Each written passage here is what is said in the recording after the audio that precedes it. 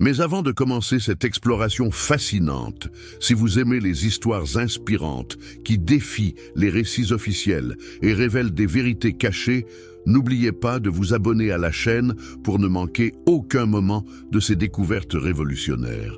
Et dites-nous dans les commentaires de quel pays vous nous regardez et à quelle heure vous suivez cette vidéo. Sommes-nous en train de partager cette vérité? Un matin ensoleillé à Paris, un après-midi pluvieux à Montréal ou une soirée tranquille à Bruxelles? Votre présence ici, en ce moment précis, fait partie de cette révolution intellectuelle que Spinoza a commencée il y a plus de 300 ans. Et si vous regardez cette vidéo sur votre téléphone portable, prenez un instant pour toucher l'écran et laisser un like. Cela aide énormément à faire parvenir ce message à davantage de personnes qui, comme vous, osent questionner, chercher la vérité au-delà des dogmes établis. Chaque pouce levé est un acte de rébellion intellectuelle contre les récits qui exigent notre soumission sans preuve. Qui était vraiment Baruch Spinoza et pourquoi ses découvertes sur Marie sont-elles si dévastatrices pour l'autorité ecclésiastique? Pour comprendre la portée révolutionnaire de sa méthode d'analyse biblique, nous devons d'abord comprendre l'homme lui-même et le contexte extraordinaire dans lequel il a vécu. Spinoza n'était pas un philosophe ordinaire assis confortablement dans une tour d'ivoire, détaché des luttes et des persécutions de son temps. C'était un homme qui a payé le prix ultime pour son honnêteté intellectuelle, un prix qui incluait l'excommunication, l'exil, la pauvreté et finalement une mort précoce à l'âge de 44 ans. Mais commençons par le début, par cette communauté juive d'Amsterdam du XVIIe siècle où tout a commencé. Bento de Spinoza est né le 24 novembre 1632 à Amsterdam, dans une famille de marchands portugais éminents de la communauté juive de la ville. Mais cette communauté juive n'était pas ordinaire. C'était une communauté de conversos, de nouveaux chrétiens, descendants de juifs, qui avaient été forcés de se convertir au christianisme en Espagne et au Portugal à la fin du XVe siècle. Pouvez-vous imaginer ce que signifie vivre pendant des générations sous une identité fausse, pratiquant votre foi en secret, toujours sous la menace de l'Inquisition? Les ancêtres de Spinoza avaient vécu exactement cette réalité.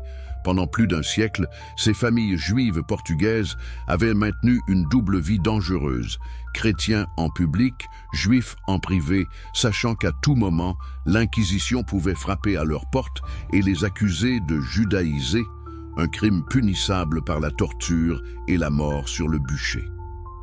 Le père de Spinoza, Michael de Spinoza, et sa mère, Anna Deborah Senior, étaient des immigrants relativement récents aux Pays-Bas venus du Portugal. Pourquoi les Pays-Bas? Parce que c'était le seul endroit en Europe occidentale où les Juifs pouvaient ouvertement retourner à la religion de leurs ancêtres après des générations de conversions forcées. Les Provinces-Unies des Pays-Bas, en pleine révolte contre l'Espagne catholique et l'autorité des Habsbourg, avaient développé une politique de tolérance religieuse relativement libérale, motivée autant par des considérations économiques que par des principes théologiques. Les autorités néerlandaises reconnaissaient que ces conversos portugais étaient des marchands expérimentés qui maintenaient des connexions commerciales précieuses avec le Portugal et ses colonies. Amsterdam, cette ville cosmopolite sur la rivière Amstel, était en train de devenir le centre commercial de l'Europe, éclipsant Anvers après que cette ville soit tombée aux mains des Espagnols. Dans ce contexte de prospérité économique croissante et de relative liberté religieuse, les conversos portugais pouvaient enfin retourner ouvertement au judaïsme. Mais ne vous y trompez pas, cette tolérance avait ses limites strictes.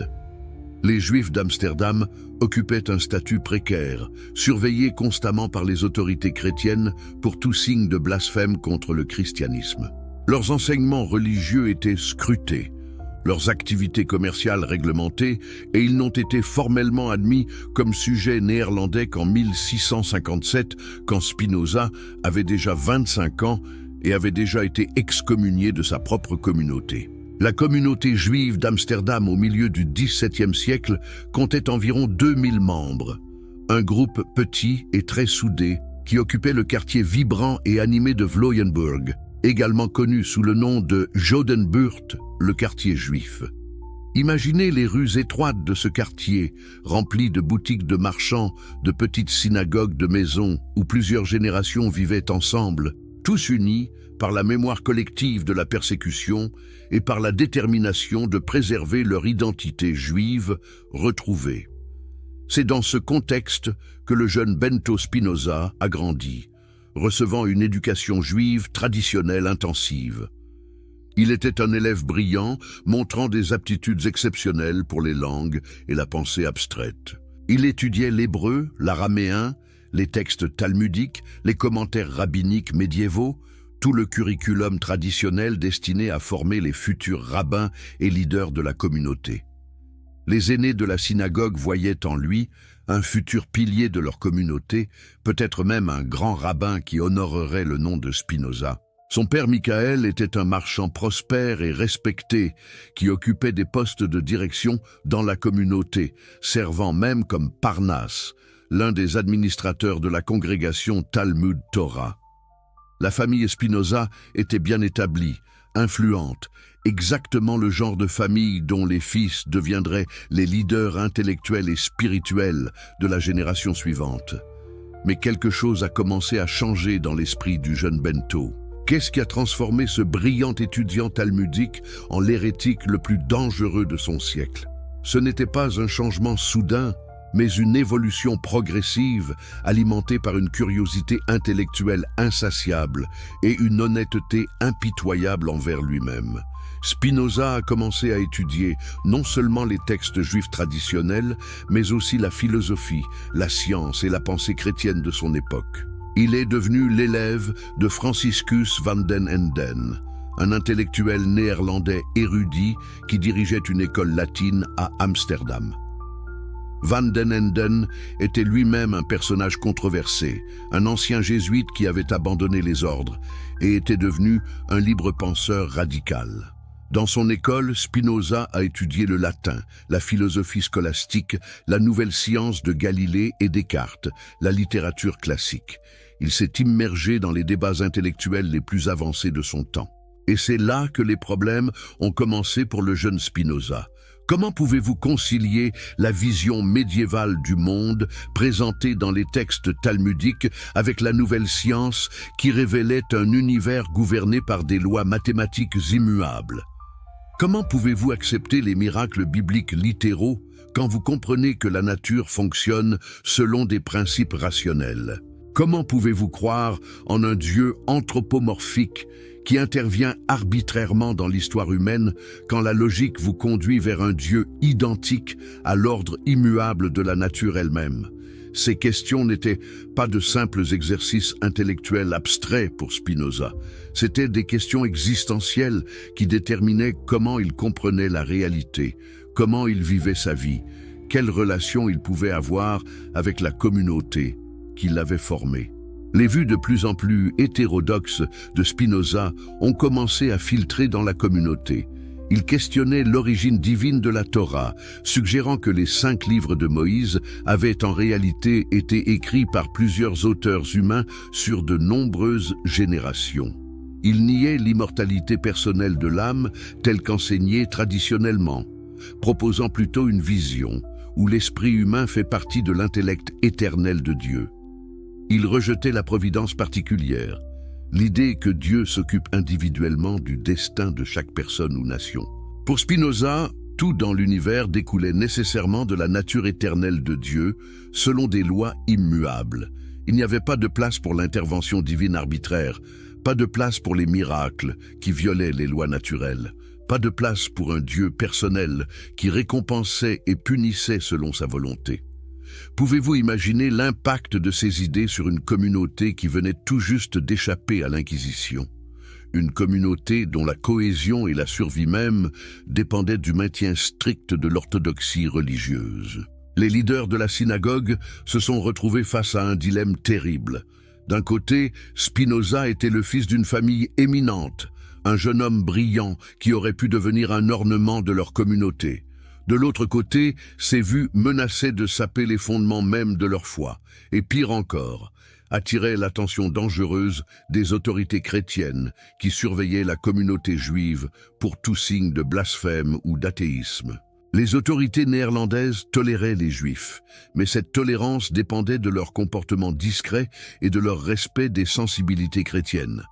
Un Juif qui niait ouvertement les doctrines religieuses fondamentales pourrait provoquer une réaction qui mettrait en danger toute la communauté. Les anciens de la synagogue ont d'abord essayé l'approche douce. Selon certains récits, ils ont offert à Spinoza une pension généreuse, un revenu annuel substantiel, en échange de son silence public sur ses vues hétérodoxes. Tout ce qu'il devait faire était d'apparaître au service lors des grandes fêtes juives et de garder le silence pendant qu'il était là. Il pouvait penser ce qu'il voulait en privé, mais en public, il devait maintenir les apparences pour le bien de la communauté. C'était une offre remarquablement généreuse dans les circonstances. La communauté était essentiellement disposée à payer Spinoza pour son hypocrisie, pour qu'il vive la même double vie que ses ancêtres conversos avaient été forcés de vivre sous l'Inquisition. Mais il y avait une différence cruciale. Ses ancêtres n'avaient pas eu le choix, ils vivaient sous la menace de mort constante. Spinoza, en revanche, vivait dans un endroit où il avait au moins théoriquement la liberté de penser différemment. Et Spinoza a refusé. Il a refusé catégoriquement de vendre son intégrité intellectuelle, même pour de l'argent et la paix sociale. Pourquoi a-t-il fait ce choix ? Qu'est-ce qui était si important dans ses convictions qu'il était prêt à sacrifier son statut social, sa sécurité économique, son appartenance à la seule communauté qu'il avait jamais connue? Pour Spinoza, c'était une question de vérité fondamentale. Il avait conclu à travers son étude et sa réflexion que les doctrines religieuses traditionnelles étaient fausses, qu'elles étaient des constructions humaines, qui ne correspondaient pas à la réalité telle qu'elle pouvait être comprise par la raison. Prétendre autrement, même en silence, serait vivre dans le mensonge. Et pour Spinoza, vivre dans le mensonge était pire que n'importe quelle conséquence sociale que la vérité pourrait entraîner. Cette conviction, cette détermination inébranlable à vivre selon ce que sa raison lui dictait comme vrai, définira le reste de sa vie et en fera l'un des penseurs les plus courageux et les plus influents de l'histoire occidentale. Le 27 juillet 1656, le tribunal rabbinique d'Amsterdam a prononcé contre Baruch Spinoza l'une des excommunications les plus sévères jamais enregistrées dans l'histoire juive. Le Herem, le décret d'excommunication, était extraordinairement violent dans son langage. Écoutez ces mots terrifiants qui ont été prononcés contre lui. Par le décret des anges et par le commandement des saints, nous excommunions, expulsons, maudissons et exécrons Baruch de Spinoza avec le consentement de Dieu, béni soit-il, et avec le consentement de toute la sainte congrégation, et en présence de nos saints livres de la loi, avec les 613 préceptes qui y sont écrits, prononçant contre lui la malédiction par laquelle Élisée a maudit les garçons, et toutes les malédictions qui sont écrites dans le livre de la loi. Qu'il soit maudit le jour et maudit la nuit, qu'il soit maudit quand il se couche et maudit quand il se lève, qu'il soit maudit quand il sort et maudit quand il entre. Le Seigneur ne lui pardonnera pas, mais alors la colère du Seigneur et son zèle fumeront contre cet homme, et toutes les malédictions qui sont écrites dans ce livre reposeront sur lui, et le Seigneur effacera son nom de sous le ciel. Le décret continuait, interdisant à quiconque dans la communauté d'avoir quelque relation que ce soit avec Spinoza, de lire quoi que ce soit qu'il pourrait écrire, d'écouter quoi que ce soit qu'il pourrait dire, ou même de s'approcher physiquement de lui. Il était complètement coupé, transformé instantanément d'un membre prometteur de la communauté en un paria absolu. Personne ne devait lui parler, faire des affaires avec lui offrir de l'aide ou du réconfort. Il était, aux yeux de la communauté juive d'Amsterdam, mort civilement.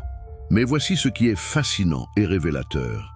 le document d'excommunication ne spécifie pas exactement quelles étaient les hérésies abominables et les actes monstrueux pour lesquels Spinoza était puni. Pourquoi cette omission? Les érudits ont débattu de cette question pendant des siècles. La raison la plus probable est que les leaders de la communauté ne voulaient pas mettre par écrit les vues spécifiques de Spinoza, de peur que cela n'attire encore plus d'attention sur elle et ne provoque une enquête des autorités chrétiennes. L'excommunication de Spinoza n'était pas simplement un acte de colère religieuse. C'était aussi, et peut-être principalement, un acte d'autopréservation communautaire. Les leaders juifs craignaient que l'athéisme apparent de Spinoza et son questionnement radical des doctrines religieuses fondamentales n'attirent la persécution sur toute la communauté de la part des autorités chrétiennes. Ils craignaient également que ces idées ne contaminent d'autres jeunes membres de la communauté, créant une fracture qui pourrait détruire la cohésion si durement gagnée de leur groupe. Il y a des preuves que les leaders de la synagogue ont même fait pression sur les autorités civiles néerlandaises pour forcer Spinoza à quitter les limites de la ville d'Amsterdam peu après son excommunication.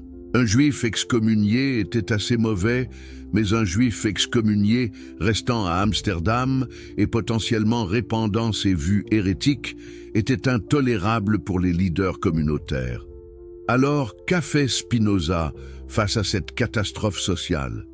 Il avait 24 ans, coupé de sa famille, de ses amis, de son réseau commercial, de tout ce qu'il avait jamais connu.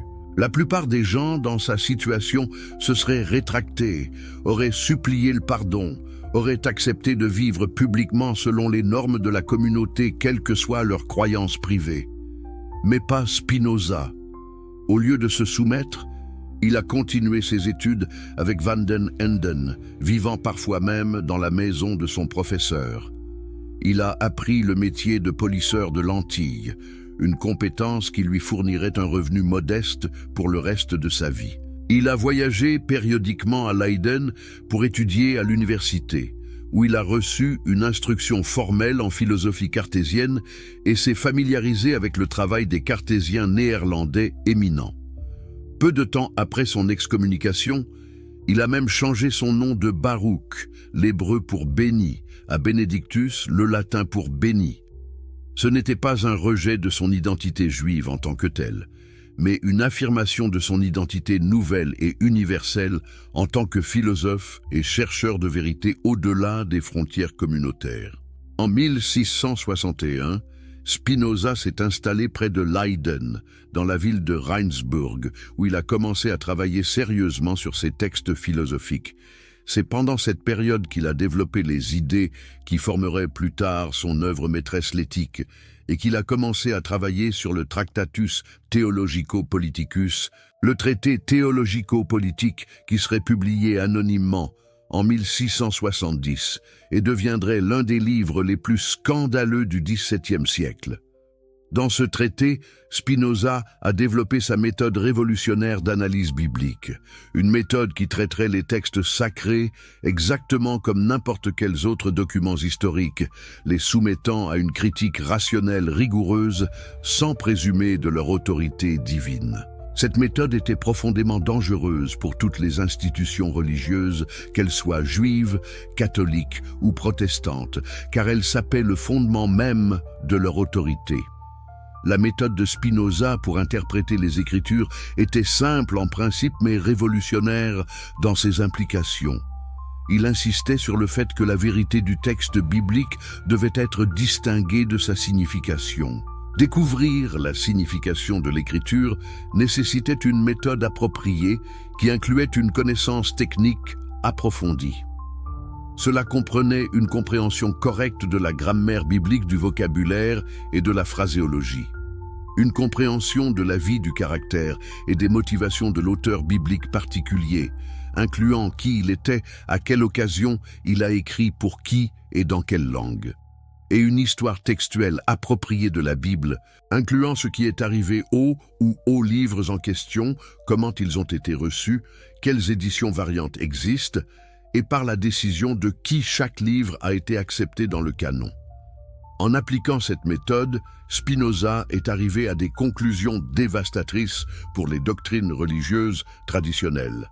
Il a conclu que Moïse n'avait pas écrit les 5 livres qui lui sont traditionnellement attribués, que de nombreuses parties de l'Ancien Testament avaient été écrites ou compilées des siècles après les événements qu'elles décrivent, que les miracles bibliques étaient soit des exagérations de phénomènes naturels, soit des récits métaphoriques mal compris littéralement par des lecteurs ultérieurs, et que les prophètes n'étaient pas des êtres dotés de connaissances surnaturelles, mais simplement des individus avec des imaginations vivantes qui exprimaient des vérités morales dans un langage poétique et visionnaire. Chacune de ces conclusions, appuyée par une argumentation textuelle détaillée, érodait l'autorité traditionnelle des Écritures et, par extension, l'autorité des institutions religieuses qui fondaient leur pouvoir sur ces Écritures. Pouvez-vous comprendre pourquoi le Tractatus Theologico-Politicus a été immédiatement interdit dans la plupart des pays européens dès sa publication? Pourquoi il a été dénoncé depuis les chairs comme l'œuvre du diable lui-même? Pourquoi même les autorités relativement libérales des Pays-Bas l'ont finalement banni? Mais ce qui nous intéresse particulièrement aujourd'hui est comment Spinoza a appliqué cette méthode critique à la question de Marie, la mère de Jésus. Quand Spinoza a tourné son attention analytique vers les récits du Nouveau Testament sur Marie et vers les traditions qui s'étaient développées autour d'elle dans les siècles suivants, il a fait une découverte remarquable. Il a découvert que pratiquement tout ce que l'Église catholique enseignait sur Marie, en particulier concernant sa mort et son assomption au ciel, n'avait absolument aucun fondement dans les textes bibliques eux-mêmes. Le silence des Écritures sur le destin de Marie n'était pas un mystère divin à respecter en admiration pieuse, mais une preuve que l'élaboration théologique ultérieure avait construit un édifice entier de doctrine sur un vide historique. Pour Spinoza, ce n'était pas seulement une curiosité historique intéressante. C'était une illustration parfaite de comment les institutions religieuses créent des dogmes qui servent leurs intérêts de pouvoir et de contrôle, même quand ces dogmes n'ont aucune base dans les sources qu'ils prétendent vénérer. Alors commençons notre exploration de ce que Spinoza a découvert en examinant d'abord le silence biblique lui-même. Que dit réellement le Nouveau Testament sur Marie après la résurrection et l'ascension de Jésus? La réponse est presque rien. La dernière mention claire de Marie dans les Écritures canoniques se trouve dans les Actes des Apôtres, chapitre 1, verset 14, qui décrit comment les apôtres, après l'ascension de Jésus, persévéraient tous ensemble dans la prière avec les femmes et Marie, mère de Jésus, et avec ses frères.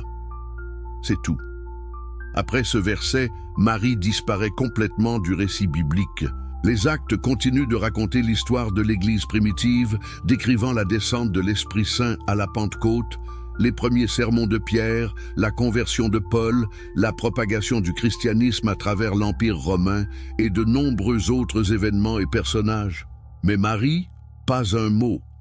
Elle n'apparaît dans aucune des épîtres de Paul, qui constituent la majeure partie du Nouveau Testament et qui ont été écrites dans les années 50 et 60 du 1er siècle, seulement 20 ou 30 ans après la crucifixion.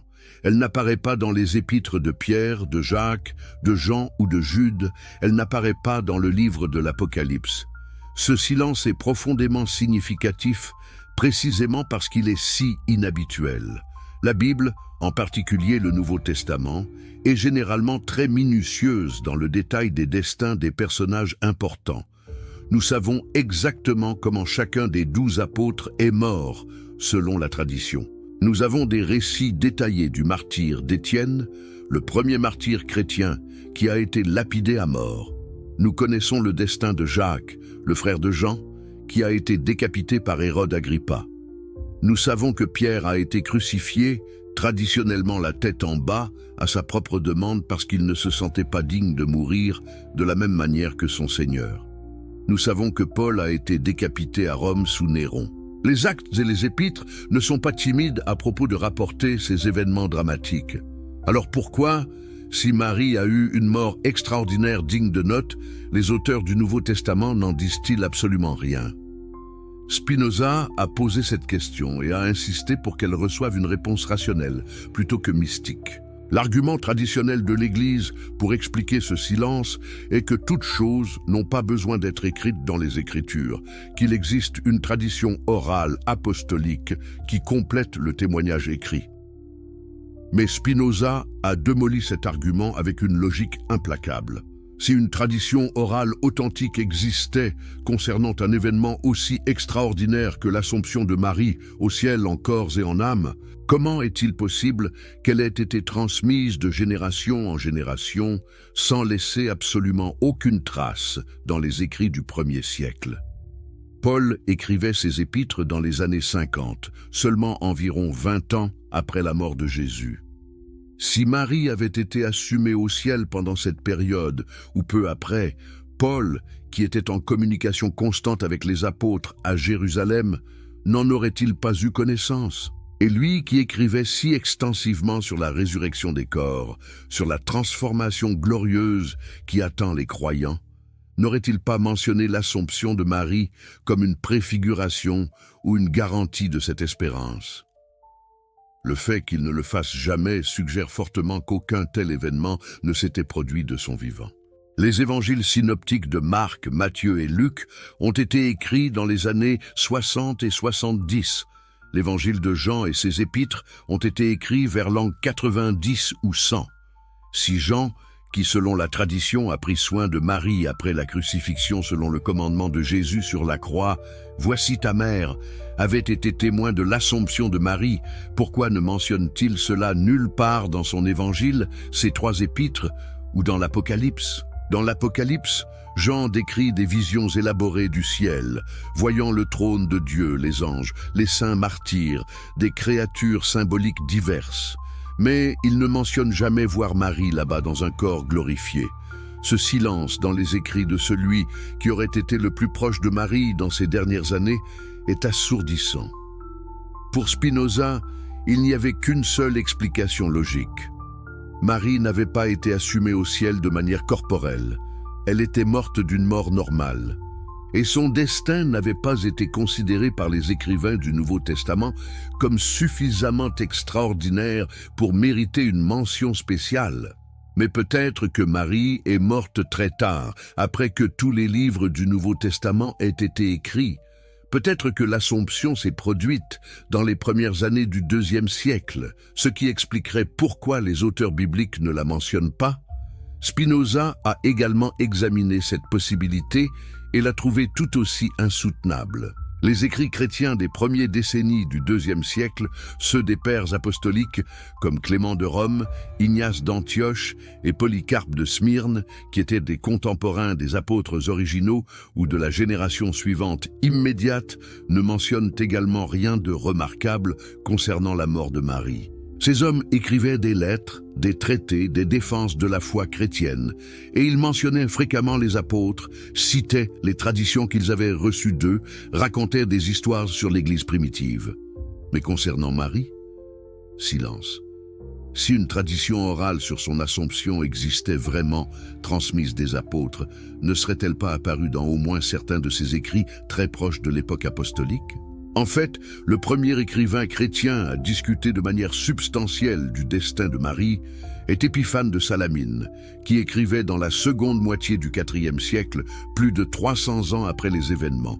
Et ce qu'Épiphane dit est extrêmement révélateur et honnête. Dans son Panarion, un traité massif contre les hérésies, Épiphane consacre une section aux antidicomarianites, un groupe qui niait la virginité perpétuelle de Marie, affirmant qu'elle avait eu des relations normales avec Joseph après la naissance de Jésus et avait eu d'autres enfants. Épiphane défend vigoureusement la virginité perpétuelle de Marie, mais quand il en vient à la question de sa mort, il devient remarquablement prudent et incertain. Écoutez ses propres mots, qui sont si honnêtes qu'ils sont presque douloureux pour ceux qui veulent une certitude dogmatique. Si quelqu'un pense que je me trompe, laissez-le fouiller les Écritures, et il ne trouvera ni la mort de Marie, ni si elle est morte ou non, ni si elle a été enterrée ou non, même si Jean a certainement voyagé à travers l'Asie. Et pourtant, nulle part il ne dit qu'il a emmené la Sainte Vierge avec lui. L'Écriture a simplement gardé le silence à cause de la merveille accablante, pour ne pas jeter l'esprit des hommes dans la consternation. Épiphane continue, montrant son incertitude. « Car je n'ose pas dire, bien que j'ai mes soupçons, je garde le silence. Peut-être, tout comme sa mort ne peut être trouvée, j'ai peut-être trouvé quelques traces de la Sainte et bénie Vierge. » Il mentionne alors différentes possibilités. Peut-être qu'elle est morte naturellement. Peut-être qu'elle a été martyrisée. Peut-être qu'elle n'est jamais morte, mais a été emmenée directement au ciel comme Élie. Mais remarquez qu'Épiphane, écrivant au IVe siècle, avec accès présumé à toutes les traditions de l'Église, admet franchement qu'il ne sait pas et ne peut pas décider avec certitude, sur la base de la tradition biblique ou ecclésiastique, comment la vie de Marie s'est terminée. Il dit explicitement que ce soit qu'elle soit morte, je ne sais pas, et même si elle a été enterrée, elle n'a jamais eu de relation charnelle, à Dieu ne plaise. Cette honnêteté d'un père de l'Église du IVe siècle, avant que la théologie mariale ne se soit solidifiée en dogmes inflexibles, est extraordinairement révélatrice. Elle démontre que même à l'intérieur de l'Église, 400 ans après les événements, il n'y avait aucun consensus ou connaissance fiable sur la mort de Marie. Pour Spinoza, cette admission d'Épiphane était cruciale. Elle prouvait que les traditions élaborées sur l'Assomption de Marie qui circulaient à son époque et qui seraient finalement dogmatisées au XXe siècle n'étaient pas des traditions apostoliques anciennes, mais des développements tardifs, des élaborations théologiques qui avaient émergé des siècles après les faits, quand il n'y avait plus de témoins vivants et quand les besoins théologiques et liturgiques de l'Église avaient créé une demande pour de telles narrations. Spinoza demandait d'où viennent alors toutes ces histoires élaborées sur la dormition de Marie, sur tous les apôtres étant miraculeusement transportés à son chevet, sur son corps ne subissant aucune corruption, sur elle étant assumée au ciel. La réponse est: elles viennent de textes apocryphes écrits au IVe, Ve et VIe siècle, des centaines d'années après les événements qu'ils prétendent décrire. Ces textes sont collectivement connus sous le nom de littérature de la dormition ou de Transitus Mariae, le passage de Marie. Ces documents apocryphes incluent des œuvres comme le Transitus Mariae, les 6 livres sur la dormition, le discours grec sur la dormition attribué à Jean le théologien mais certainement pas écrit par lui, et de nombreuses autres versions en grec, latin, syriaque, copte, éthiopien et d'autres langues. Ces textes présentent des récits fantastiques et hautement miraculeux de la mort de Marie. Dans une version typique, Marie, vivant à Jérusalem ou à Éphèse, reçoit la visite d'un ange qui lui annonce qu'elle va bientôt mourir et être assumée au ciel. L'ange lui donne une branche de palmier du paradis comme signe. Marie demande que tous les apôtres soient réunis autour d'elle pour sa mort. Miraculeusement, tous les apôtres, qui sont dispersés aux extrémités de la terre en train de prêcher l'Évangile, sont soudainement transportés sur des nuées vers la maison de Marie. Pierre arrive d'Italie, Jean d'Éphèse, Thomas d'Inde, et ainsi de suite. Ils se réunissent tous autour du lit de mort de Marie, stupéfaits de cette convocation miraculeuse. Marie meurt entourée des apôtres, mais il est précisé que c'est une dormition, un sommeil plutôt qu'une mort ordinaire.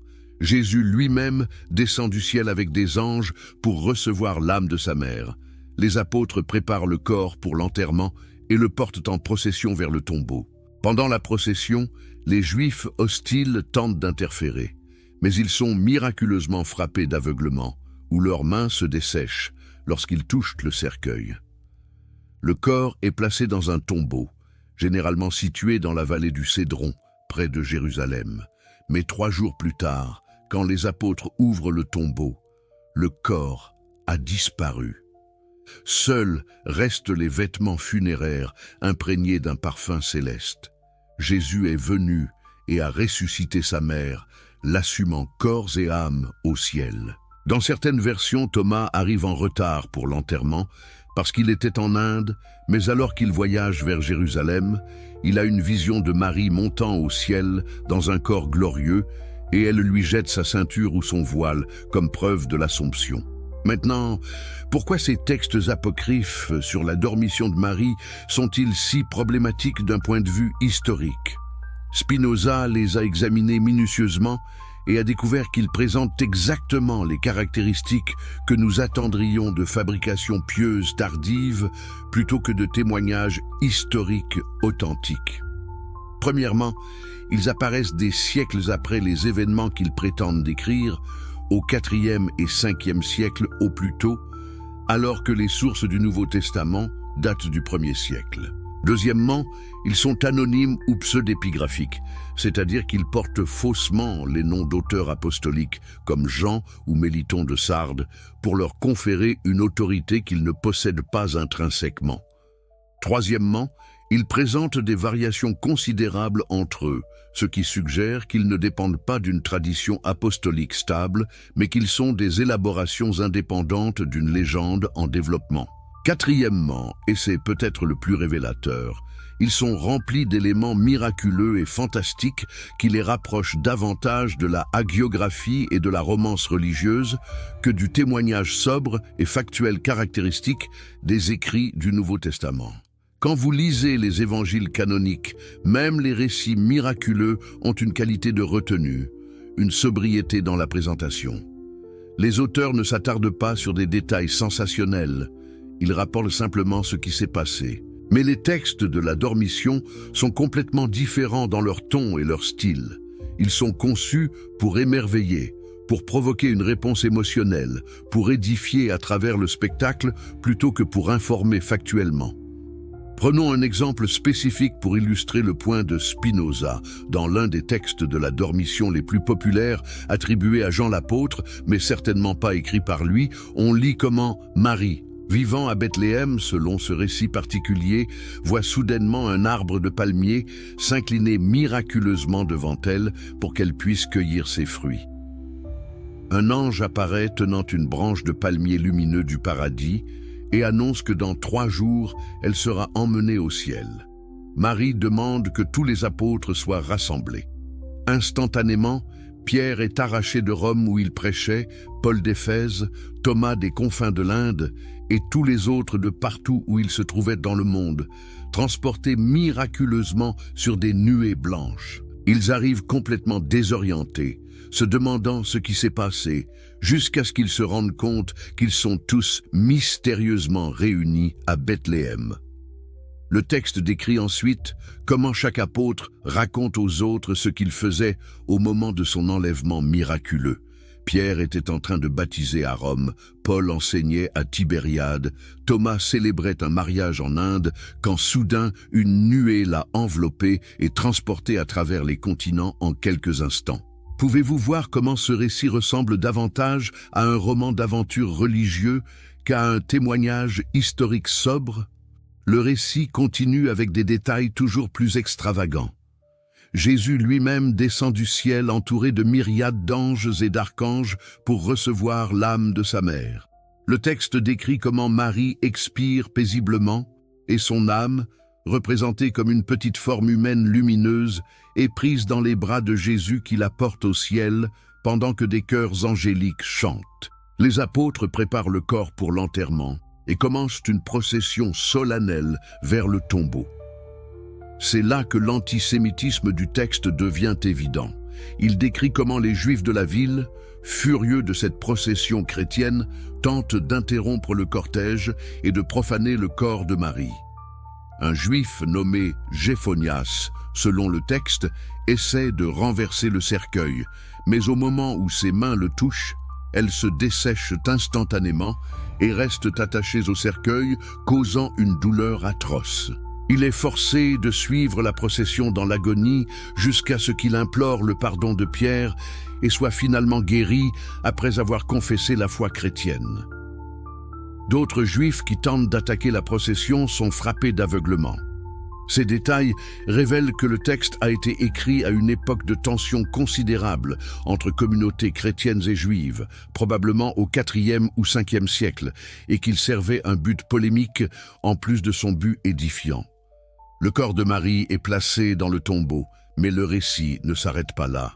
3 jours plus tard, les apôtres rouvrent le tombeau et découvrent qu'il est vide, sauf pour les linceuls, qui sont imprégnés d'un parfum céleste exquis.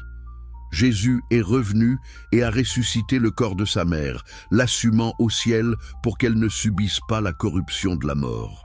Dans certaines versions, Thomas, qui caractéristiquement arrive toujours en retard, manque l'enterrement, mais a une vision de Marie montant au ciel dans son corps glorifié. Elle lui lance sa ceinture ou son voile comme preuve de l'Assomption, et Thomas la montre aux autres apôtres comme confirmation de ce qui s'est passé. Cet élément de la ceinture de Marie est devenu important dans la tradition chrétienne ultérieure. Plusieurs églises à travers l'Europe et le Moyen-Orient prétendant posséder la ceinture authentique de la Vierge Marie comme relique sacrée. Mais Spinoza posait la question évidente.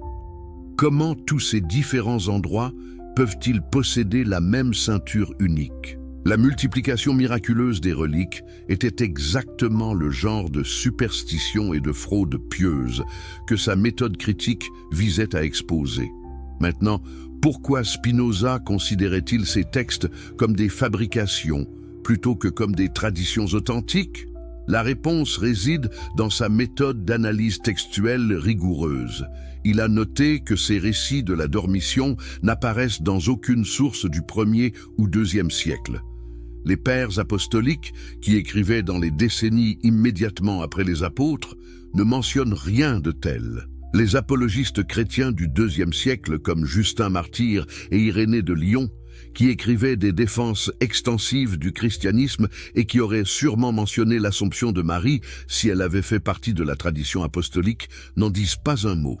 Origène d'Alexandrie, le grand érudit biblique du IIIe siècle, qui a écrit des commentaires exhaustifs sur presque tous les livres de la Bible, ne mentionne jamais l'Assomption de Marie. Tertullien, Cyprien, Athanase, tous les grands théologiens des 3 premiers siècles de l'Église sont complètement silencieux sur ce sujet. C'est seulement au IVe et Ve siècle que ces récits commencent à apparaître, d'abord de manière timide et avec beaucoup de variations, puis progressivement avec plus d'élaboration et de détails fantastiques. Pour Spinoza, ce modèle était exactement ce que nous attendrions si ces histoires étaient des légendes qui se développaient progressivement plutôt que des traditions apostoliques authentiques transmises depuis le début.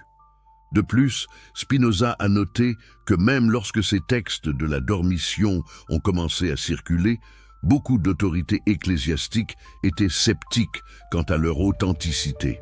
L'Église n'a jamais accepté ces textes dans le canon des Écritures, les reléguant au statut d'apocryphes, de récits qui pourraient être édifiants, mais qui n'avaient pas l'autorité des Écritures inspirées. Le décret de Gélase, une liste de livres approuvés et interdits, datant probablement du VIe siècle, classe explicitement plusieurs textes de la Dormition parmi les apocryphes à rejeter. Pourtant, paradoxalement, les histoires contenues dans ces textes rejetés ont progressivement été absorbées dans la liturgie et la tradition de l'Église, célébrées dans la fête de l'Assomption, représentées dans l'art, prêchées depuis les chaires. Comment est-ce possible? Comment des récits que l'Église elle-même reconnaissait comme non canoniques et douteux en termes d'authenticité pouvaient-ils néanmoins former la base d'une doctrine centrale? Spinoza y voyait un exemple parfait de la façon dont les institutions religieuses privilégient l'utilité théologique et liturgique sur la vérité historique. Ces histoires servaient un but important dans le culte croissant de Marie, donc elles ont été préservées et promues même quand leur origine douteuse était reconnue. Mais explorons plus profondément pourquoi l'Église avait besoin de ces narratifs sur Marie, même s'il manquait de fondements scriptural ou historiques. Pour comprendre cela, nous devons examiner le développement de la théologie mariale dans les premiers siècles de l'Église et comment elle était intimement liée au débat christologique, c'est-à-dire au débat sur la nature du Christ. Au cours des IVe et Ve siècles, l'Église était déchirée par des controverses intenses sur la manière de comprendre la personne de Jésus-Christ. Comment pouvait-il être à la fois pleinement Dieu et pleinement humain? Comment ces deux natures étaient-elles unies en une seule personne? Ces questions n'étaient pas de simples exercices théologiques académiques, elles touchaient au cœur du message chrétien du salut. Le concile de Nicée en 325 avait affirmé que Jésus était pleinement divin, de la même substance que le Père, contre l'arianisme qui le considérait comme une créature créée. Mais cette affirmation de la pleine divinité du Christ rendait d'autant plus urgente la question de savoir comment comprendre son humanité. Au 5e siècle, cette tension a atteint un point de crise avec la controverse nestorienne. Nestorius, patriarche de Constantinople, enseignait que les deux natures du Christ, divine et humaine, étaient si distinctement séparées qu'il était incorrect de les mélanger dans notre langage théologique. Il s'opposait particulièrement au titre de Théotokos, Mère de Dieu, qui était traditionnellement appliqué à Marie. Nestorius argumentait que Marie avait donné naissance à la nature humaine du Christ, pas à sa nature divine, donc elle devrait être appelée Christotokos, Mère du Christ, pas Théotokos, Mère de Dieu. Pouvez-vous voir comment ce qui semble être une dispute technique sur la terminologie appropriée touchait en réalité à des questions fondamentales sur l'identité du Christ? Si Marie n'est mère que de la nature humaine de Jésus, cela implique une séparation entre ces natures divines et humaines qui menacent l'unité de sa personne. Si Jésus le Christ n'est pas une personne unique avec deux natures, mais plutôt deux personnes distinctes, une divine et une humaine, alors quelle personne est morte sur la croix pour nos péchés? La personne divine ne peut pas mourir, étant éternelle. Si seule la personne humaine est morte, alors comment cette mort a-t-elle une signification salvifique cosmique? Le concile d'Éphèse en 431 a condamné Nestorius et a affirmé que Marie était véritablement Théotokos, Mère de Dieu. Mais remarquez ce qui s'est passé ici du point de vue de Spinoza. Un débat sur la christologie, sur la nature du Christ, a été résolu en faisant une déclaration sur Marie. Le titre Théotokos a été confirmé non pas principalement en raison d'un intérêt pour Marie elle-même, mais parce qu'il était nécessaire pour protéger l'orthodoxie christologique, pour affirmer l'unité de la personne du Christ. Marie doit être mère de Dieu parce que celui qu'elle a porté est une personne unique qui est Dieu, même si une de ses natures, la divine, existe éternellement avant sa conception humaine. C'est compliqué, n'est-ce pas? Mais voici le point crucial que Spinoza a identifié.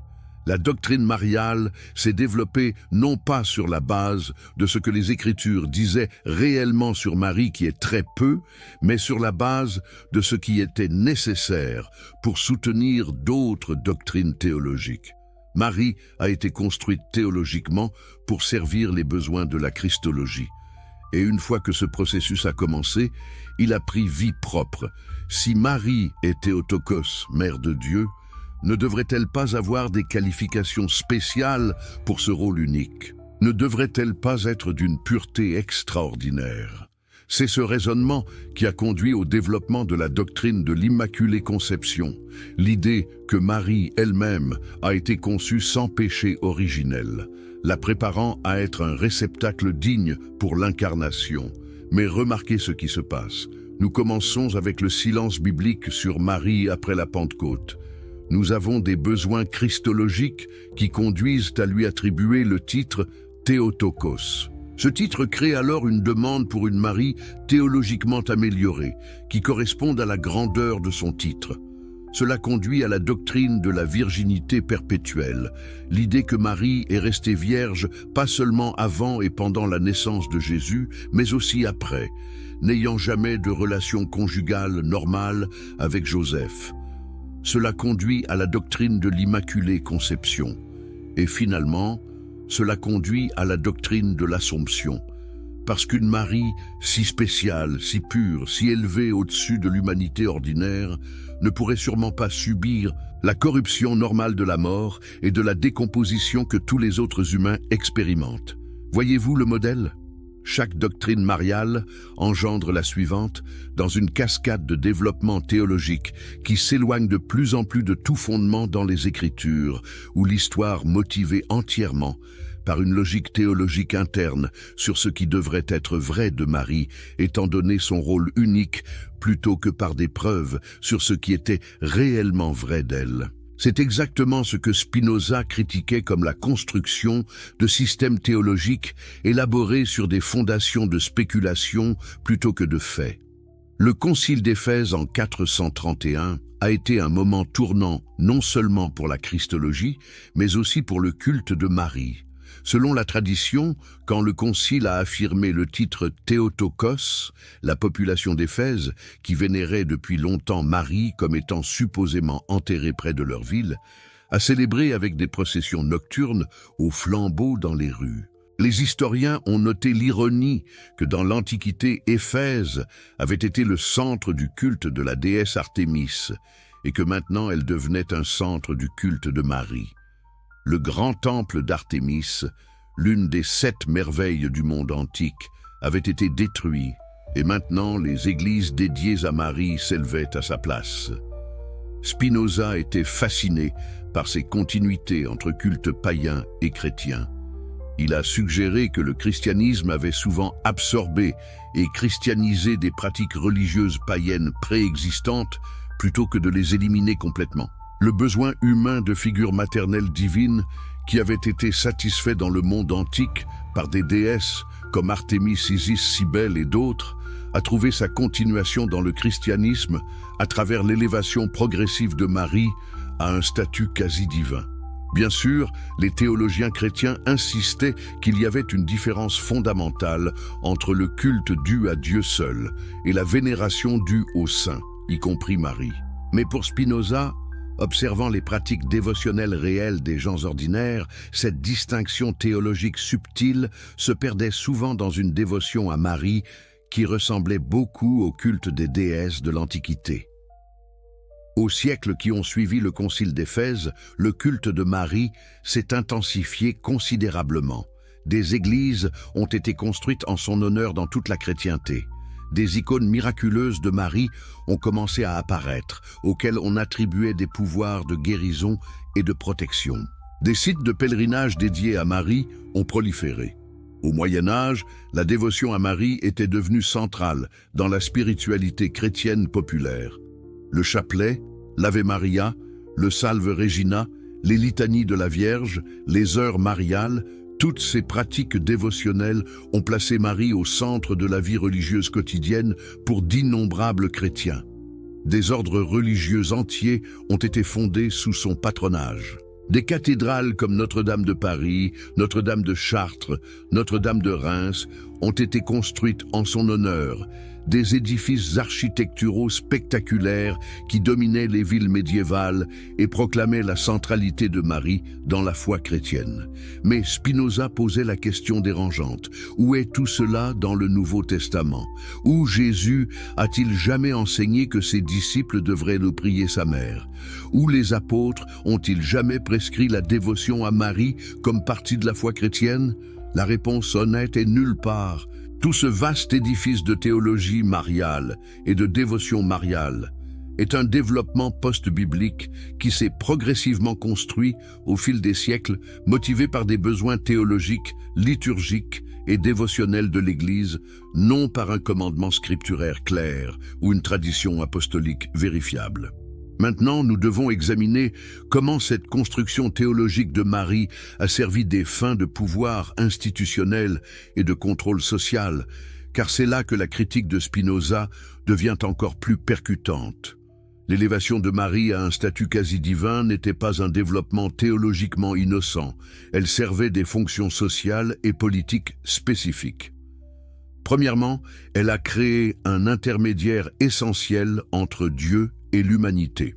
Dans la théologie catholique médiévale, Dieu le Père était souvent présenté comme un juge terrifiant et distant, et même Jésus-Christ était fréquemment représenté dans l'art médiéval comme le Christ Pantocrator, le juge tout-puissant, qui reviendra pour juger les vivants et les morts. Cette image d'un Dieu de jugement créait une anxiété spirituelle intense chez les croyants ordinaires. Comment les pécheurs pourraient-ils oser approcher un tel Dieu? C'est là que Marie devenait théologiquement essentielle. Elle était présentée comme la mère de miséricorde, l'avocate compatissante qui intercéderait auprès de son Fils en faveur des pécheurs. Les sermons médiévaux racontaient des histoires de pécheurs si terribles que même Jésus ne voulait pas leur pardonner. Mais Marie intervenait et le convainquait de montrer de la miséricorde. Cette théologie plaçait Marie dans un rôle de médiatrice essentiel.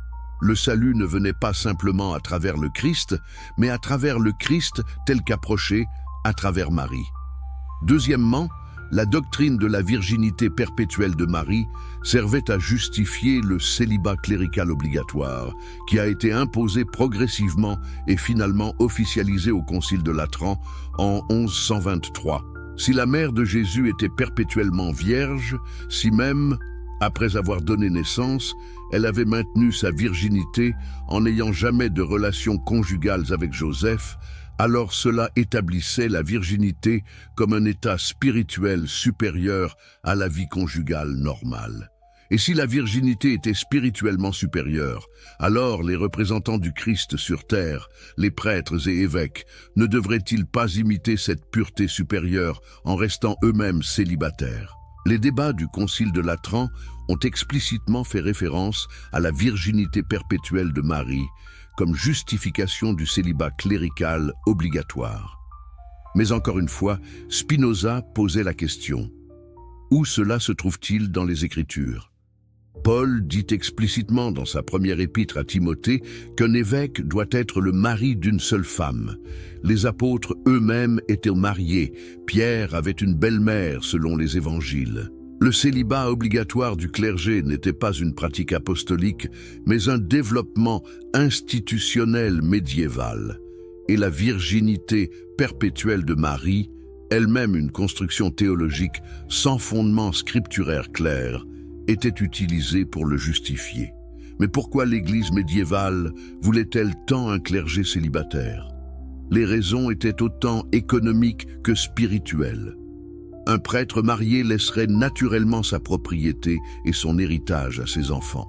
Un prêtre célibataire laisserait tout à l'Église.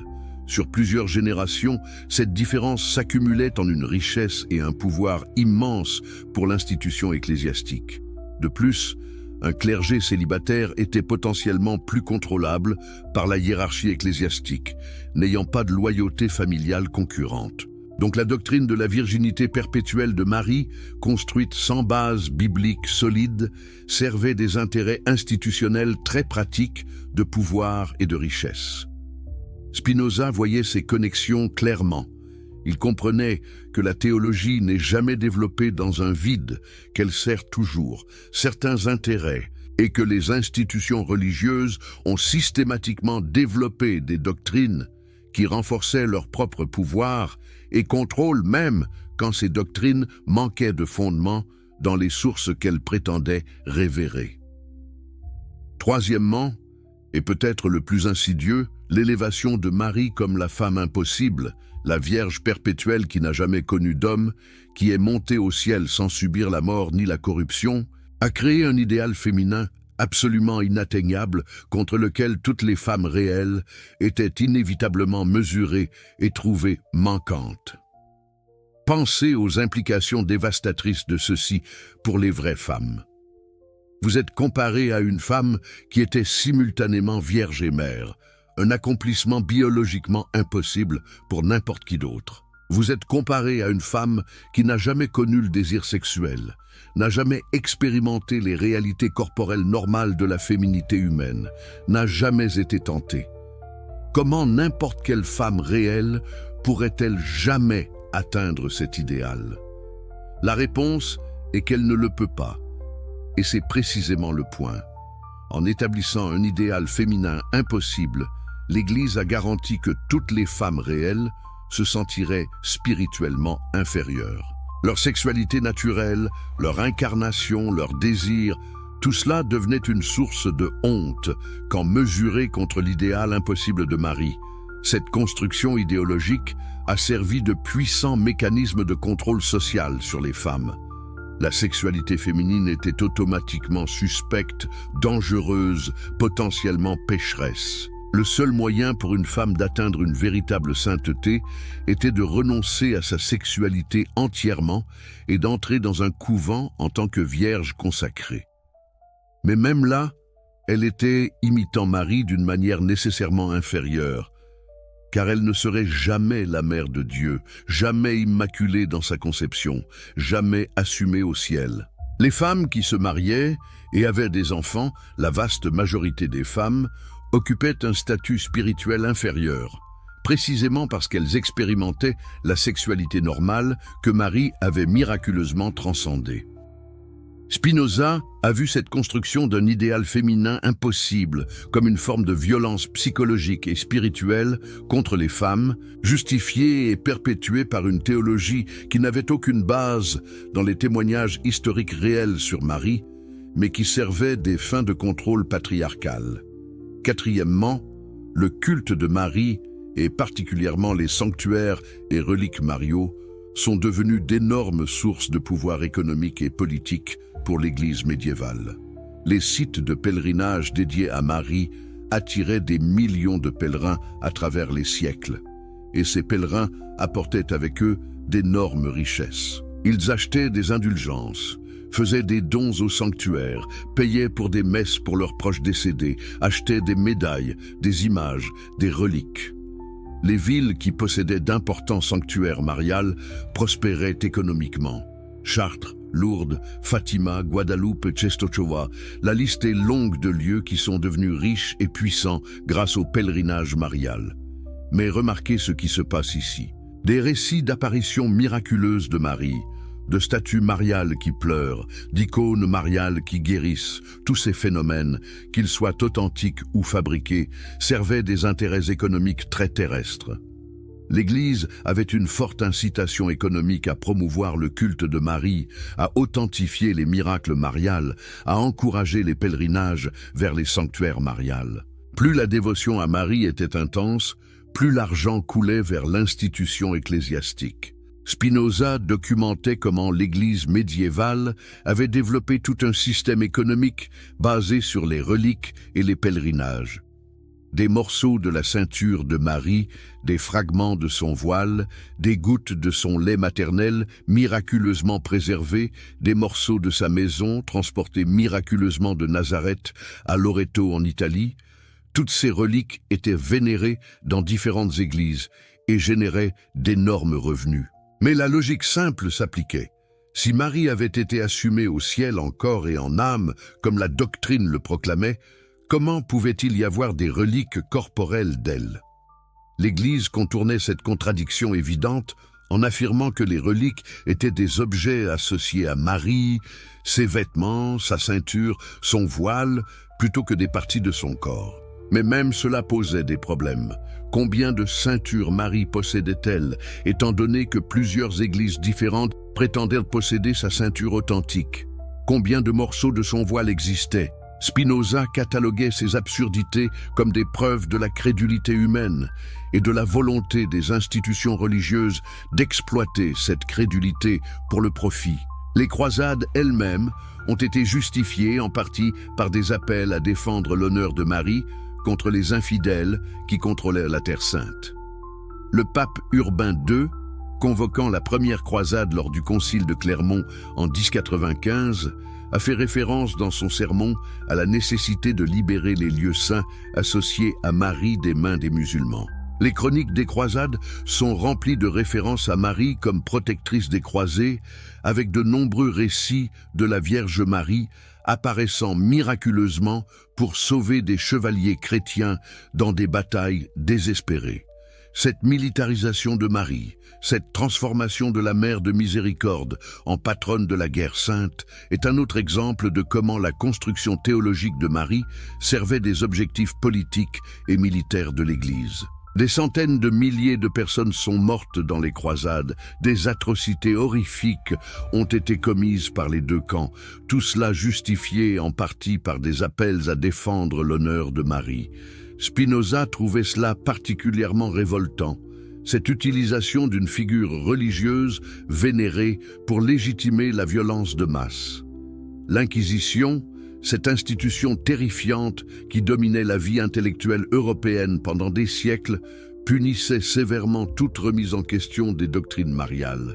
Les manuels des inquisiteurs, que Spinoza a étudiés attentivement, listaient explicitement le questionnement de la virginité perpétuelle de Marie, de son immaculée conception ou de son assomption comme des hérésies punissables par la torture et potentiellement l'exécution. Pensez à l'ironie cruelle et troublante de cela. Des doctrines qui n'avaient aucune base claire dans les écritures canoniques, qui avaient été développées progressivement au fil des siècles à travers une élaboration théologique qui était basée sur des textes apocryphes que l'Église elle-même reconnaissait comme non canoniques. Ces doctrines étaient néanmoins devenues si centrales pour le pouvoir institutionnel de l'Église que les questionner était un crime capital. Combien de personnes ont été brûlées vives pour avoir simplement demandé où, dans la Bible, il est écrit que Marie a été assumée au ciel? Combien de penseurs honnêtes ont été torturés sur le chevalet pour avoir souligné les contradictions entre le silence biblique et les traditions mariales élaborées? Spinoza comprenait que le prix de la vérité était élevé, mais il refusait de payer le coût encore plus élevé de la soumission à la fausseté. Spinoza, s'il avait été vivant, aurait immédiatement reconnu ce qui se passait ici. Ce n'était pas que de nouvelles preuves avaient été découvertes en 1950 qui confirmaient soudainement l'Assomption. Aucun nouveau manuscrit n'avait été déterré prouvant que Marie avait été assumée au ciel. Aucune nouvelle découverte archéologique ne validait les récits apocryphes. Non, ce qui avait changé n'était pas la preuve historique, mais le pouvoir institutionnel. En 1950, après les dévastations de 2 guerres mondiales, après la montée du communisme athée, après les défis du sécularisme moderne, la papauté sentait le besoin de réaffirmer son autorité doctrinale. La proclamation du dogme de l'Assomption était une démonstration de pouvoir. C'était la papauté disant au monde moderne « Nous avons toujours le pouvoir de déclarer des vérités de foi de manière infaillible, indépendamment de ce que les preuves historiques ou bibliques pourraient suggérer, indépendamment de ce que les érudits critiques pourraient objecter. Notre autorité est suffisante. La tradition, aussi tardive et douteuse qu'elle puisse être quand examinée historiquement, est suffisante. La croyance des fidèles, aussi influencée qu'elle ait pu être par des siècles d'enseignements ecclésiastiques, est suffisante. Mais la vérité historique réelle sur ce qui est arrivé à Marie, cela était dispensable. Le document Munificentissimus Deus lui-même est révélateur dans sa rhétorique et son raisonnement. Pie XII commence par reconnaître que la croyance en l'Assomption a été répandue à travers les siècles parmi les fidèles et a été célébrée liturgiquement. Il cite de nombreux pères de l'Église et théologiens médiévaux qui ont affirmé l'Assomption. Mais remarquez ce qu'il ne fait pas. Il ne fournit pas de preuves bibliques claires parce qu'il ne peut pas, elle n'existe pas. Il ne cite pas de témoins oculaires de l'Assomption parce qu'il n'y en a pas. Au lieu de cela, il s'appuie sur un argument de tradition et de consentement universel des fidèles. L'argument est essentiellement « l'Église a toujours cru cela, donc ce doit être vrai ». Mais Spinoza avait démoli cet argument 300 ans plus tôt. L'Église n'a pas toujours cru cela. Les preuves montrent clairement que cette croyance s'est développée progressivement, apparaissant d'abord dans des textes apocryphes au IVe et Ve siècle, puis se répandant progressivement à travers l'enseignement et la liturgie de l'Église, jusqu'à ce qu'au Moyen Âge, elle soit largement acceptée. Mais être largement accepté n'est pas la même chose qu'être vrai historiquement. Des millions de gens croient des choses fausses quand ces croyances sont inculquées par des autorités puissantes sur de nombreuses générations.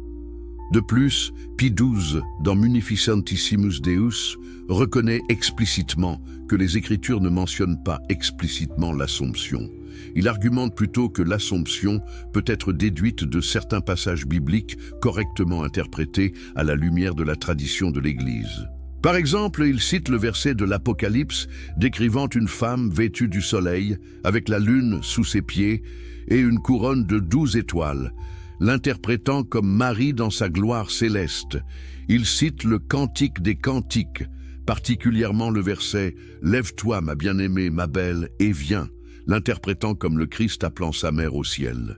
Mais Spinoza aurait immédiatement reconnu ces interprétations comme étant allégoriques et aïségétiques, c'est-à-dire lisant dans le texte ce que l'interprète veut trouver, plutôt qu'extrayant du texte ce qu'il dit réellement.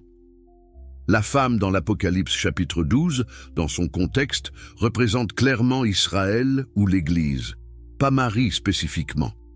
Le Cantique des Cantiques est un poème d'amour qui n'a aucune connexion évidente avec Marie dans son sens littéral. Ces interprétations ne deviennent plausibles que si vous commencez déjà avec l'hypothèse que l'Assomption est vraie et que vous cherchez ensuite des textes bibliques qui pourraient possiblement être interprétés comme la soutenant. C'est exactement le genre de méthodologie que Spinoza rejetait comme fondamentalement vicieuse. L'approche de Spinoza était l'inverse. Vous commencez avec les textes dans leur contexte historique et littéraire, vous déterminez ce qu'ils signifient réellement en fonction de ce contexte, et ensuite vous voyez quelles conclusions suivent des preuves. Vous n'imposez pas des conclusions prédéterminées sur les textes en les forçant à travers une interprétation allégorique créative. Quand cette méthode rigoureuse est appliquée à la question de la mort de Marie, la conclusion est claire. Les Écritures sont silencieuses, suggérant fortement qu'elle est morte d'une mort ordinaire qui n'a pas été considérée comme suffisamment remarquable par les auteurs du Nouveau Testament pour mériter une mention. Les textes apocryphes ultérieurs qui décrivent l'Assomption sont exactement ce qu'ils semblent être. Des élaborations légendaires tardives créées pour combler le vide laissé par le silence scripturaire et pour satisfaire la dévotion croissante à Marie. La dogmatisation de ces légendes en 1950 n'était pas basée sur de nouvelles découvertes de vérité, mais sur un exercice de pouvoir institutionnel. Mais il y a une dimension encore plus profonde et plus troublante de la critique de Spinoza de l'élévation de Marie que nous devons examiner. Et cela concerne sa philosophie fondamentale de Dieu et de la nature. Pour vraiment comprendre pourquoi Spinoza trouvait les doctrines mariales si problématiques, nous devons comprendre sa métaphysique révolutionnaire, sa compréhension de ce que signifie réellement parler de Dieu. Dans son œuvre maîtresse, L'éthique, présentée de manière géométrique avec des définitions, axiomes, propositions et preuves, Spinoza développe un système philosophique radical qui identifie Dieu avec la nature elle-même. Deus sive natura, Dieu ou la nature, cette formule résume son panthéisme. Pour Spinoza, Dieu n'est pas un être transcendant séparé du monde naturel qui intervient occasionnellement dans l'histoire à travers des miracles. Au lieu de cela, Dieu est la totalité de tout ce qui existe, le système infini, éternel, nécessairement existant de l'univers dans lequel absolument tout existe. Cette identification de Dieu avec la nature n'était pas un athéisme matérialiste. Spinoza ne disait pas qu'il n'y a pas de Dieu, seulement de la matière physique. Au contraire, il disait que tout ce qui existe est Dieu, que la nature elle-même est divine, que les lois de la nature sont littéralement les décrets de Dieu. Cette vision avait des implications profondément radicales. Si Dieu et la nature sont identiques, alors tout dans la nature suit des lois nécessaires, éternelles, immuables. Il n'y a pas de place pour l'intervention divine arbitraire parce que Dieu agit toujours selon sa propre nature éternelle qui s'exprime dans les lois de la nature. Les miracles, compris comme violation des lois naturelles, sont impossibles non pas parce que Dieu manque de pouvoir, mais parce qu'il violerait la nature éternelle de Dieu lui-même. Pour Dieu, de violer les lois de la nature serait pour Dieu d'agir contre sa propre nature, ce qui est logiquement impossible. Spinoza écrit dans le Tractatus Theologico-Politicus « Rien n'arrive dans la nature qui contredise ses lois universelles, ni rien qui ne s'accorde avec elles ou ne découle d'elles. Car tout ce qui arrive, arrive par la volonté et le décret éternel de Dieu, c'est-à-dire, comme nous venons de le montrer, tout ce qui arrive suit des lois et règles qui impliquent une nécessité et une vérité éternelle. La nature, donc, observe toujours des lois et des règles qui impliquent une nécessité et une vérité éternelle, même si toutes ne nous sont pas connues, et donc elle garde aussi un ordre fixe et immuable. Pouvez-vous voir comment cette vision philosophique détruit complètement le fondement de toutes les doctrines mariales miraculeuses? Si les miracles sont impossibles, alors la conception virginale n'a pas pu se produire de la manière miraculeuse décrite. Si tout suit des lois nécessaires de la nature, alors l'assomption corporelle de Marie au ciel, en violation de toutes les lois biologiques et physiques, n'a pas pu se produire. Spinoza n'argumentait pas seulement qu'il n'y avait pas de preuves historiques pour ces événements, il argumentait qu'ils étaient métaphysiquement impossibles, que l'idée même d'un tel miracle contredisait la nature éternelle de Dieu correctement comprise. Cette affirmation était profondément hérétique de tous les points de vue religieux traditionnels, mais Spinoza l'affirmait avec une logique implacable. Si nous voulons vraiment comprendre Dieu, nous devons comprendre la nature et ses lois, pas accepter des récits de violations miraculeuses de ces lois basées sur des textes anciens d'origine douteuse. Dans cette vision spinoziste, Marie devient une figure humaine profondément admirable, mais purement humaine. Sa grandeur ne réside pas dans des miracles impossibles de conception virginale ou d'assomption corporelle, mais dans son courage de dire oui à un rôle extraordinairement difficile, dans sa fidélité à travers des circonstances terribles, dans son amour maternel qui l'a amené à rester au pied de la croix quand même les disciples masculins avaient fui. Cette Marie humaine, cette femme réelle qui a fait des choix courageux dans des circonstances impossibles, est bien plus inspirante que la figure théologique impossible qui ne peut jamais servir de modèle réel pour des êtres humains réels. Mais cette Marie humanisée ne servait pas les objectifs de l'Église médiévale et ne pouvait pas être utilisée comme elle voulait l'utiliser. Une Marie humaine ne peut pas être une intercesseuse céleste contrôlant l'accès à la grâce divine. Une Marie humaine ne peut pas justifier le célibat clérical obligatoire par sa virginité perpétuelle impossible. Une Marie humaine ne peut pas être le centre d'un système économique de pèlerinage et de reliques générant d'énormes richesses. Donc la Marie humaine a dû être effacée et remplacée par une construction théologique qui servait les besoins institutionnels de l'Église. Spinoza comprenait que ce processus d'effacement de la réalité humaine en faveur de constructions théologiques qui servent le pouvoir institutionnel n'était pas unique à Marie. Il se produisait à travers tout le système de la religion institutionnalisée. Les enseignements simples et éthiques de Jésus sur l'amour de Dieu et du prochain, sur la justice pour les pauvres, sur l'hypocrisie des autorités religieuses, avaient été enterrés sous des couches de doctrines complexes, de rituels élaborés, de hiérarchies ecclésiastiques, tous servant à concentrer le pouvoir dans les mains d'une élite sacerdotale. Les paraboles de Jésus critiquant les pharisiens pour avoir imposé des fardeaux lourds aux gens, tout en ne les levant pas eux-mêmes d'un doigt, étaient maintenant lues par une Église qui avait créé un système sacramentel encore plus lourd et plus contraignant que tout ce que les pharisiens avaient jamais imaginé.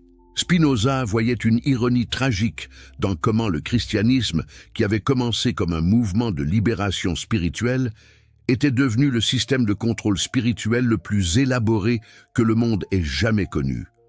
Et la construction théologique de Marie était une partie centrale de ce système de contrôle. Mais revenons maintenant à la question centrale qui anime toute notre exploration. Que s'est-il réellement passé avec Marie? Après avoir examiné toutes les preuves bibliques, tous les textes apocryphes, toute l'élaboration théologique ultérieure, toute la fonction sociale et institutionnelle des doctrines mariales, quelle est la conclusion historique la plus probable sur le destin de la mère de Jésus? En appliquant le principe du rasoir d'Occam, la préférence pour l'explication la plus simple qui correspond aux faits connus, la réponse est relativement claire. Marie a très probablement vécu ces dernières années dans la communauté chrétienne primitive, soit à Jérusalem, soit peut-être à Éphèse, où Jean aurait pu l'emmener selon certaines traditions très anciennes. Elle aurait été une figure respectée dans cette communauté primitive, vénérée comme la mère de Jésus, mais pas adorée comme la reine du ciel, avec des pouvoirs d'intercession cosmique. Elle aurait vécu une vie humaine normale, après la Pentecôte expérimentant les joies et les peines ordinaires de l'existence humaine, le vieillissement naturel et finalement la mort à un âge avancé quelque temps dans les années 50 ou 60 du 1er siècle. Son corps aurait été enterré avec respect par la communauté chrétienne, probablement quelque part près de Jérusalem si elle y vivait, ou près d'Éphèse si elle s'y était installée avec Jean. Son tombeau serait devenu un lieu de vénération pour les premiers chrétiens qui voulaient honorer la mère de leur Seigneur. Mais avec la destruction de Jérusalem en 70 après Jésus-Christ et les troubles massifs qui ont suivi, y compris la dispersion de la communauté chrétienne de Jérusalem, la localisation précise de son tombeau a probablement été perdue. Au IIe siècle, quand des chrétiens essayaient de retracer les sites saints associés aux origines de leur foi, ils ne pouvaient plus trouver avec certitude où Marie avait été enterrée. Ce vide historique, créé par la perte de mémoire précise, combiné avec la vénération croissante de Marie, alimentée par les développements christologiques que nous avons discutés, a créé l'espace parfait pour que des traditions leg-shares, amis chercheurs de vérité, si ces révélations qui ébranlent des siècles de dogmes établis vous passionnent autant qu'elles me passionnent, alors je vous encourage vivement à vous abonner à cette chaîne dès maintenant. Chaque vidéo que nous créons ensemble est un acte de résistance intellectuelle contre les narratifs imposés sans preuve. Et parlant de cette communauté globale que nous construisons, je suis fasciné de savoir d'où vous nous suivez à cet instant précis. Êtes-vous à Marseille en train de découvrir cette vérité pendant votre déjeuner, à Kinshasa durant votre soirée, à Port-au-Prince pendant votre matinée, à Genève durant votre pause café, à Abidjan en fin de journée? Laissez-nous un commentaire avec votre ville et l'heure exacte à laquelle vous découvrez ce que Spinoza a révélé sur Marie, car chaque témoignage renforce notre communauté mondiale de penseurs critiques. Et pour ceux d'entre vous qui regardent cette vidéo sur leur téléphone mobile en ce moment même, faites-moi une faveur qui prend littéralement 2 secondes. Touchez 2 fois rapidement l'écran pour mettre un pouce levé. Cela semble simple, mais c'est incroyablement puissant pour l'algorithme qui détermine combien de personnes verront ce message. Votre double tape est un vote pour la vérité, un vote pour que davantage de gens découvrent ce que les institutions ont préféré garder dans l'ombre pendant des siècles. Maintenant, revenons à ce vide historique créé par la perte de la vraie histoire de Marie. Nous avons vu comment les textes apocryphes ont émergé au IVe et Ve siècle pour remplir ce vide avec des récits miraculeux élaborés. Nous avons examiné comment ces récits ont progressivement été absorbés dans la liturgie et la tradition de l'Église, malgré leur origine douteuse. Nous avons analysé comment l'élévation théologique de Marie servait des fonctions spécifiques de contrôle institutionnel et social. Mais maintenant, nous devons examiner les conséquences réelles de ce remplacement de la vérité historique par une construction théologique. Que se passe-t-il quand une institution puissante décide que ses besoins théologiques et ses intérêts de pouvoir sont plus importants que la vérité factuelle? Que se passe-t-il quand des millions de personnes sont élevées pour croire des narratifs qui n'ont aucune base dans les sources historiques primaires? Que se passe-t-il quand questionner ces narratifs devient un crime punissable par la torture et la mort? Les réponses à ces questions révèlent quelque chose de profondément troublant sur la relation entre la vérité, le pouvoir et le contrôle institutionnel. Spinoza vivait dans un monde où les conséquences de questionner les dogmes religieux établis étaient terriblement réelles et immédiates. Nous avons déjà discuté de son excommunication par la communauté juive d'Amsterdam en 1656, une excommunication si sévère dans son langage et ses malédictions qu'elle reste l'une des plus dures jamais prononcées. Mais l'excommunication n'était que le début de ses tribulations, quand il a publié anonymement le Tractatus Theologico-Politicus en 1670, appliquant sa méthode critique révolutionnaire aux écritures et aux dogmes religieux. La réaction a été explosive et terrifiante. Les ministres calvinistes, à travers les Provinces-Unies, ont immédiatement reconnu le danger mortel que ce livre représentait pour leur autorité.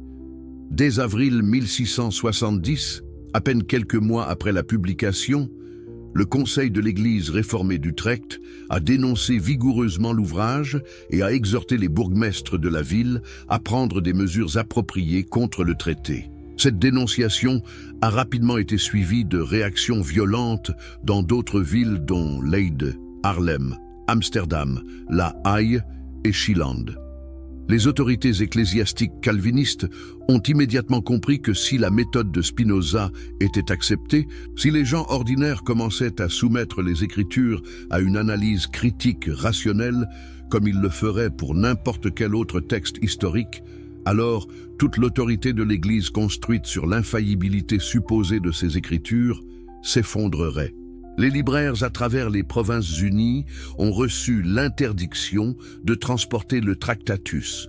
Les prédicateurs ont dénoncé le livre depuis leur chair comme l'œuvre du diable lui-même, comme le livre le plus dangereux jamais écrit, comme une menace pour toute la civilisation chrétienne.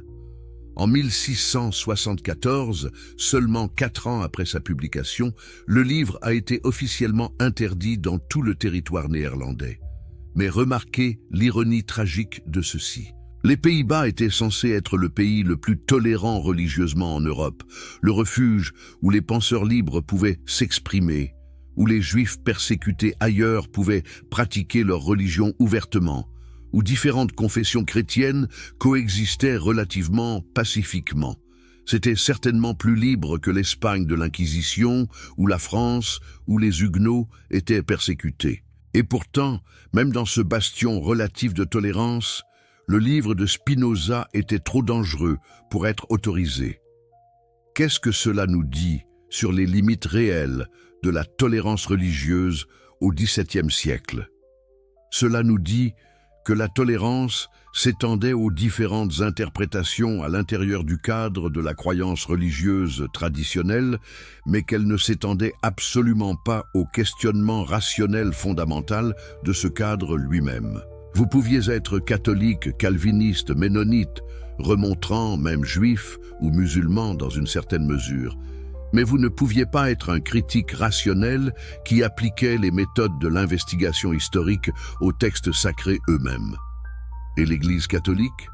Sa réaction a été encore plus sévère. Les œuvres de Spinoza ont été rapidement placées sur l'index Librorum Prohibitorum, l'index des livres interdits, cette liste terrifiante de publications jugées hérétiques ou contraires à la moralité que le Vatican maintenait depuis 1559.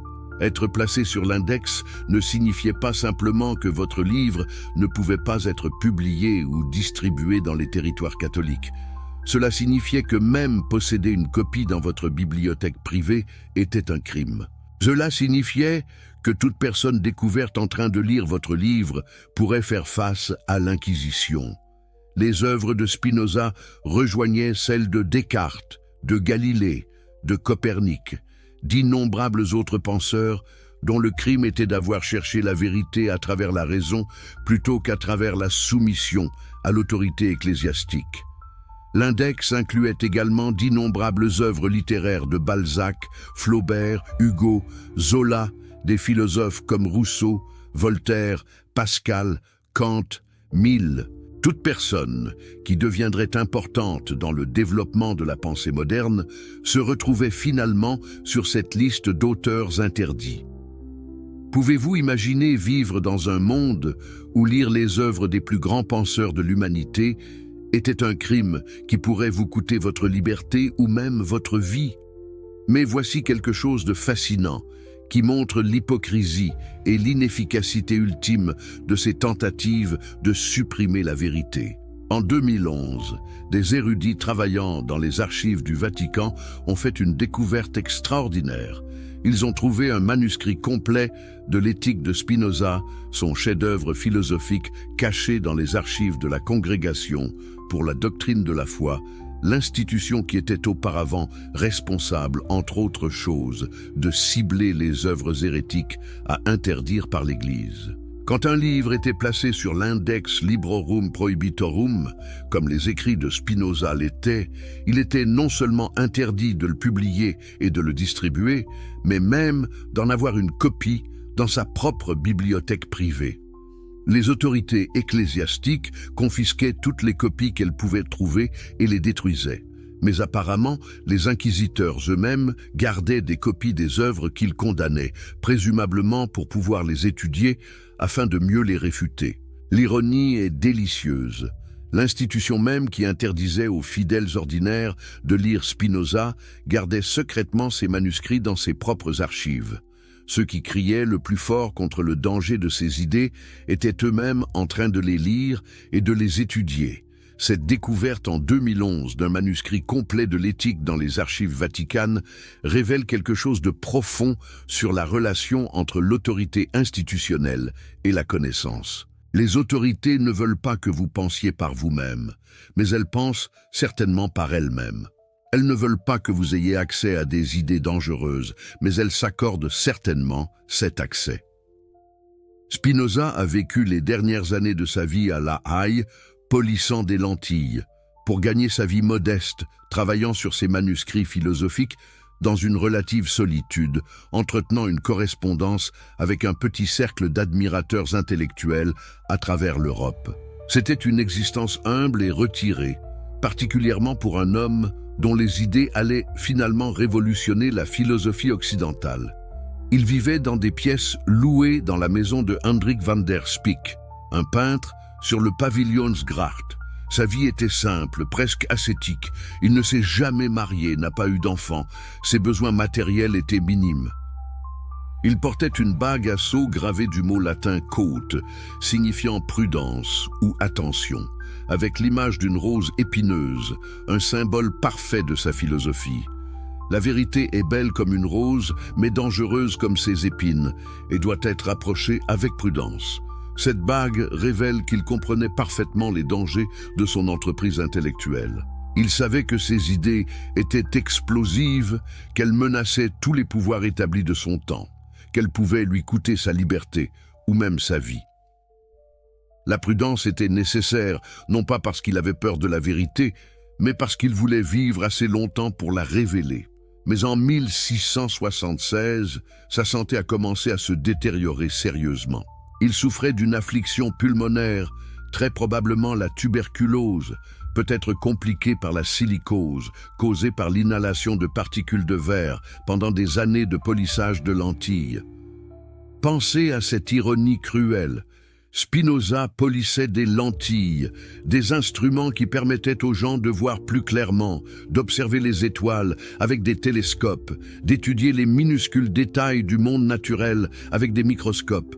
Ces lentilles étaient des outils de l'illumination scientifique, des extensions de la vision humaine qui révélaient des vérités auparavant cachées.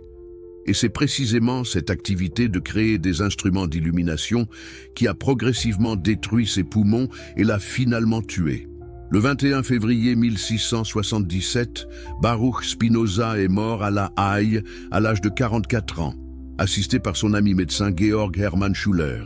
Bien qu'il ait été malade pendant des semaines, sa mort a été soudaine. Il n'a pas laissé de testament. Des rumeurs ont circulé qu'il s'était repenti de ses positions philosophiques sur son lit de mort, mais ces histoires se sont essoufflées au XVIIIe siècle. Elles étaient clairement des vœux pieux de la part de ses ennemis religieux qui voulaient croire que même ce grand hérétique avait finalement reconnu ses erreurs face à la mort. Mais il n'y a aucune preuve crédible d'un tel repentir. Spinoza est mort comme il avait vécu, fidèle à ses convictions rationnelles, refusant de soumettre son intellect à l'autorité. 4 jours après sa mort, Spinoza a été enterré dans la Nieuwe Kerk, la nouvelle église, à La Haye, avec 6 autres personnes dans le même caveau. À l'époque, il n'y avait pas de plaque commémorative pour Spinoza. Son enterrement était simple, sans cérémonie élaborée, reflétant la vie modeste qu'il avait menée. Au XVIIIe siècle, le caveau a été vidé et les restes dispersés sur la terre du cimetière. La plaque commémorative qui existe aujourd'hui est à l'extérieur de l'église, où certains de ses restes font partie du sol du cimetière. Même dans la mort, Spinoza n'a pas trouvé de repos honoré. Ses restes physiques ont été dispersés et mélangés à la terre comme ceux de n'importe quel mendiant anonyme. Mais ses idées se sont révélées immortelles d'une manière que ses persécuteurs n'auraient jamais pu imaginer. Immédiatement après sa mort, les amis fidèles de Spinoza ont entrepris une mission dangereuse mais cruciale. Ils ont secrètement sauvé ses biens personnels, ses papiers et ses manuscrits inédits avant que les autorités ne puissent les saisir et les détruire. Ils savaient que s'ils attendaient trop longtemps, tout serait confisqué par ceux qui voulaient supprimer ses écrits. Ces manuscrits ne sont donc pas apparus dans l'inventaire de ses possessions au moment de sa mort. En moins d'1 an après sa mort, ses partisans avaient traduit ces manuscrits latins en néerlandais et en d'autres langues. Les opéras posthumas, les œuvres posthumes, ont été édités par ses amis dans le secret pour prévenir la confiscation et la destruction des manuscrits. Cette collection posthume incluait l'Éthique, son chef-d'œuvre philosophique qu'il n'avait jamais osé publier de son vivant tant il savait qu'il provoquerait une réaction violente. Elle incluait également le traité sur la correction de l'entendement, le traité court, le calcul des chances et sa correspondance avec de nombreux intellectuels européens. Ces œuvres ont été publiées malgré le fait que les autorités séculières et plus tard l'Église catholique romaine avaient interdit les écrits de Spinoza. Les éditeurs ont pris d'énormes risques personnels pour s'assurer que ces manuscrits survivent et soient rendus accessibles au monde. Pourquoi ont-ils pris ces risques? Parce qu'ils comprenaient que ces écrits contenaient quelque chose d'extraordinairement précieux et dangereux, une méthode complète et systématique pour penser le monde entier, Dieu, la nature, l'esprit humain, l'éthique, la politique, la religion, tout fondé sur la raison plutôt que sur l'autorité ou la révélation. Et maintenant, nous devons examiner l'impact extraordinaire que ces idées supposément dangereuses ont eu sur le développement de la pensée occidentale. Spinoza, mort dans l'obscurité relative, calomnié comme athée et hérétique, enterré sans cérémonie et ses restes dispersés, est devenu l'une des figures les plus influentes de toute la philosophie occidentale. Sa méthode d'analyse biblique critique a posé les fondations de toute la discipline moderne de la critique biblique et historique. Avant Spinoza, les Écritures étaient traitées comme des textes spéciaux qui ne pouvaient pas être soumis aux mêmes méthodes d'analyse critique que nous appliquons aux autres documents historiques. Après Spinoza, il était impossible de maintenir cette exemption spéciale. Ses arguments étaient trop puissants, sa logique trop convaincante. Il a montré de manière concluante qu'il était possible d'étudier les Écritures comme des documents historiques produits par des êtres humains dans des contextes culturels spécifiques et que cette approche révélait des vérités importantes que l'approche traditionnelle obscurcissait. Chaque érudit biblique moderne qui utilise des méthodes historico-critiques, qu'il le réalise ou non, qu'il l'admette ou non, travaille dans la tradition que Spinoza a inaugurée.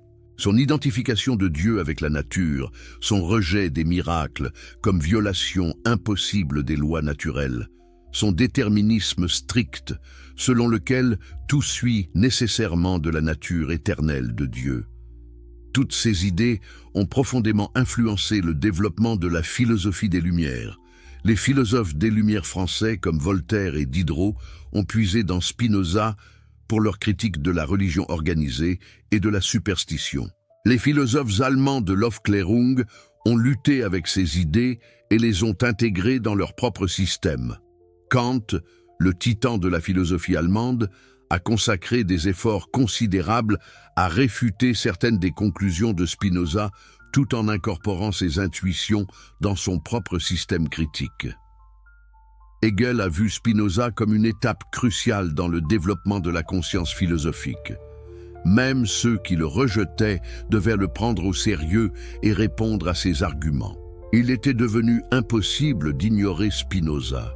Ses idées s'étaient répandues à travers l'Europe intellectuelle comme une traînée de poudre, transformant tout sur leur passage.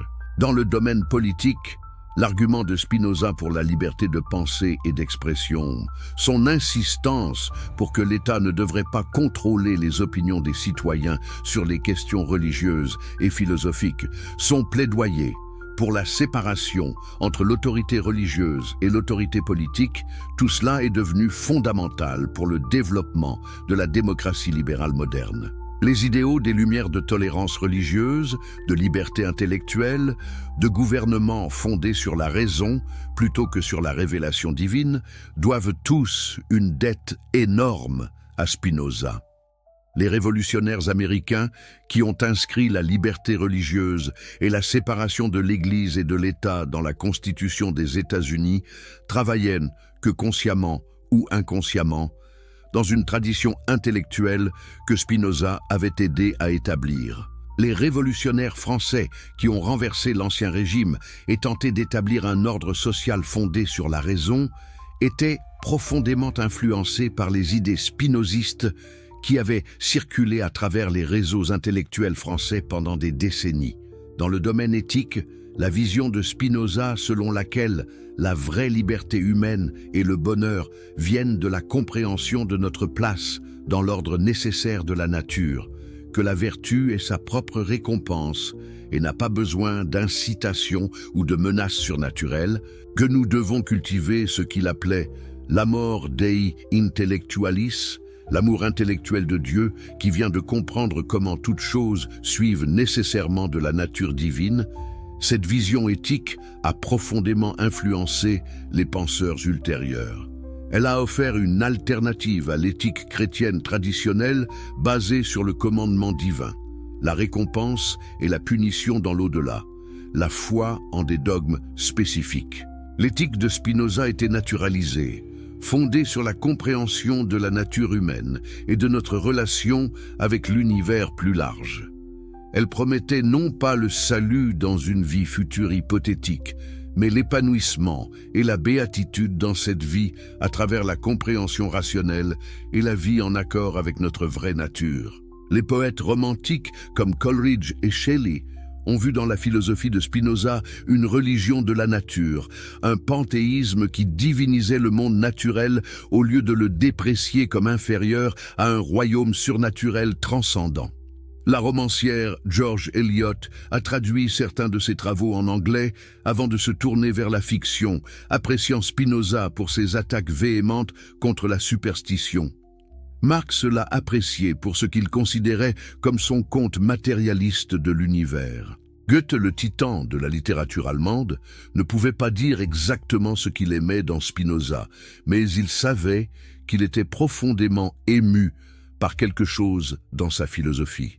Einstein, le plus grand physicien du XXe siècle, quand on lui a demandé s'il croyait en Dieu, a répondu qu'il croyait au Dieu de Spinoza, qui se révèle dans l'ordre harmonieux de tout ce qui existe, pas en un Dieu qui s'occupe du destin et des actions des êtres humains. Bertrand Russell, le philosophe britannique du XXe siècle, a décrit Spinoza comme le plus noble et le plus aimable des grands philosophes. Cette extraordinaire diversité d'admirateurs, poètes, romanciers, philosophes, scientifiques, révolutionnaires, révèle quelque chose sur l'universalité et la profondeur des intuitions de Spinoza. Mais revenons maintenant spécifiquement à la question de Marie et à ce que l'analyse de Spinoza révèle sur la construction et la fonction des doctrines religieuses. Nous avons parcouru un long chemin dans notre exploration. Nous avons commencé avec le silence des Écritures sur la mort de Marie, un silence qui crie si fort, précisément par contraste avec le traitement détaillé que la Bible donne au destin d'autres figures beaucoup moins importantes. Nous avons examiné les tentatives anciennes de remplir ce vide, culminant dans les textes apocryphes de la Dormition au IVe et Ve siècle, qui présente des récits fantastiques et miraculeux de la mort et de l'Assomption de Marie. Nous avons analysé comment ces récits, bien que reconnus comme apocryphes et non canoniques par l'Église elle-même, ont néanmoins été progressivement absorbés dans la liturgie et la tradition, et ont finalement formé la base du dogme de l'Assomption, proclamé en 1950. Nous avons exploré comment les doctrines mariales se sont développées non pas sur la base de preuves bibliques ou historiques, mais sur la base de besoins christologiques et de fonctions institutionnelles spécifiques. L'élévation de Marie comme Théotokos servait la Christologie. Sa virginité perpétuelle justifiait le célibat clérical. Son Assomption confirmait sa nature spéciale et soutenait son rôle comme intercesseur céleste. Son Immaculée Conception la préparait à être un réceptacle digne de l'incarnation. Chaque doctrine engendrait la suivante, dans une cascade d'élaboration théologique qui s'éloignait de plus en plus de tout ancrage dans l'histoire réelle. Nous avons examiné comment cette construction d'une Marie impossible, la Vierge perpétuelle qui n'a jamais connu la mort ni la corruption, a créé un idéal féminin inatteignable qui servait à contrôler et à subjuguer les femmes réelles en les faisant se sentir inférieures à cause de leur sexualité et de leur incarnation normale. Nous avons vu comment le culte de Marie et les sanctuaires et reliques mariales sont devenus d'énormes sources de pouvoir économique et politique pour l'Église médiévale. Nous avons découvert comment questionner ces doctrines mariales est devenu un crime capital durant l'Inquisition, punissable par la torture et la mort, même si ces doctrines n'avaient aucune base claire dans les écritures canoniques. Nous avons exploré la philosophie révolutionnaire de Spinoza qui identifiait Dieu avec la nature et rendait les miracles métaphysiquement impossibles, sapant ainsi tout le fondement des récits miraculeux sur Marie. Et nous avons suivi le destin de Spinoza lui-même, de son excommunication par la communauté juive d'Amsterdam à travers l'interdiction de son Tractatus Theologico-Politicus, et le placement de toutes ses œuvres sur l'Index Librorum Prohibitorum du Vatican, jusqu'à sa mort dans l'obscurité relative à l'âge de 44 ans, et finalement à son extraordinaire influence posthume sur le développement de la pensée occidentale moderne. Maintenant, à la lumière de tout cela, que devons-nous conclure? Quelles leçons devons-nous tirer de cette exploration longue et détaillée? La leçon n'est pas simplement que l'Église catholique a tort au sujet de Marie, bien que cela suive certainement de l'analyse. La leçon n'est pas simplement que les doctrines religieuses sont souvent construites sur des fondations de spéculation plutôt que de faits, bien que cela soit également vrai. La leçon la plus profonde et la plus importante est méthodologique et existentielle.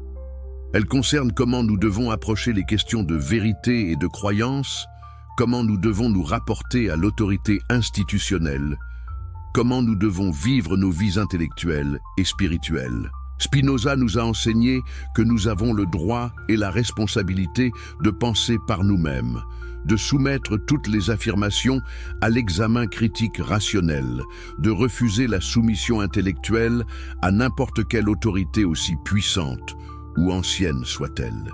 Il nous a enseigné que la vérité doit être cherchée à travers l'investigation rigoureuse, pas acceptée sur la base de la tradition ou de l'autorité ecclésiastique. Il nous a enseigné que les miracles qui violent les lois de la nature sont impossibles et que les récits de tels miracles doivent être compris soit comme des phénomènes naturels mal compris, soit comme des métaphores et des allégories, soit comme des légendes pieuses développées longtemps après les événements qu'elles prétendent décrire. Ces leçons méthodologiques ont des implications radicales. Elles signifient que vous ne devez accepter aucune doctrine religieuse simplement parce qu'une autorité puissante insiste pour que vous l'acceptiez. Elles signifient que vous devez examiner les preuves par vous-même, appliquer votre raison, suivre l'argument où qu'il mène, même si cela contredit ce qu'on vous a enseigné depuis l'enfance. Elles signifient que votre intégrité intellectuelle, votre engagement envers la vérité, doit être plus important que votre conformité sociale ou votre appartenance communautaire. Ces implications sont profondément dérangeantes pour beaucoup de gens.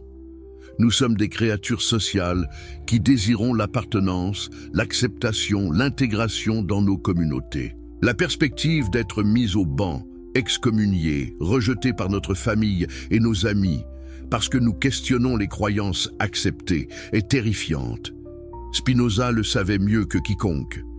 Il a payé le prix ultime de l'intégrité intellectuelle, mais il a également connu quelque chose que ses persécuteurs ne connaissaient pas, la liberté et la paix intérieure qui viennent de vivre en vérité plutôt qu'en mensonge, de penser par soi-même plutôt que de soumettre son intelligence à l'autorité extérieure. Alors, je vous pose maintenant la question directement. Qu'allez-vous faire de cette connaissance que vous avez acquise aujourd'hui? Allez-vous simplement retourner à votre vie normale, oublier ces révélations dérangeantes, continuer à accepter ce qu'on vous dit sans questionnement? Ou allez-vous cultiver la même curiosité critique, la même courage intellectuel que Spinoza a démontré? Allez-vous commencer à appliquer des méthodes d'investigation rationnelle à toutes les croyances que vous tenez, examinant leurs fondements, traçant leurs origines historiques, évaluant leurs fonctions sociales? Allez-vous avoir le courage de suivre la vérité où qu'elle vous mène, même si cela signifie réviser des convictions profondément ancrées? Ces questions ne concernent pas simplement la religion ou l'histoire. Elles concernent comment vous choisissiez de vivre votre vie, comme penseur autonome qui investigue et questionne, ou comme suiveur passif qui accepte ce que les autorités déterminent. Spinoza croyait que chaque être humain avait la capacité de penser de manière critique, de chercher la vérité, de vivre en autonomie intellectuelle. Mais il savait également que cette capacité doit être cultivée, exercée, défendue contre les forces qui veulent la supprimer. La vraie Maria, la femme qui a vécu il y a 2000 ans, est perdue pour nous dans l'histoire. Les écritures canoniques nous donnent seulement des aperçus fragmentaires d'elle. Nous savons qu'elle était une jeune femme de Nazareth qui a accepté un rôle extraordinaire et dangereux.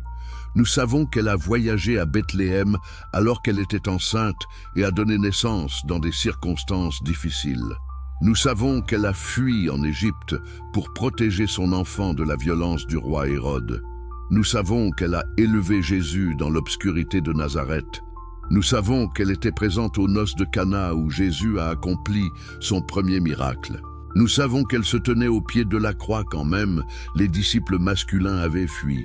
Nous savons qu'elle était dans la chambre haute avec les apôtres après l'ascension. Et puis, silence. Nous ne savons pas où elle a vécu ces dernières années, comment elle est morte ou elle a été enterrée. Et dans ce silence, dans ce vide historique, l'Église a construit tout un édifice de doctrine et de dévotion qui en dit beaucoup plus sur les besoins de l'institution ecclésiastique que sur la femme réelle qu'était Marie. Cette Marie, construite théologiquement, a servi de nombreuses fonctions pour l'Église. Justification christologique, justification du célibat clérical, mécanisme de contrôle social sur les femmes, source de pouvoir économique à travers les pèlerinages et les reliques, centre d'un système élaboré de médiation qui rendait l'Église indispensable pour le salut. Mais cette Marie ne ressemble probablement que peu à la femme réelle qui a vécu et est morte au 1er siècle.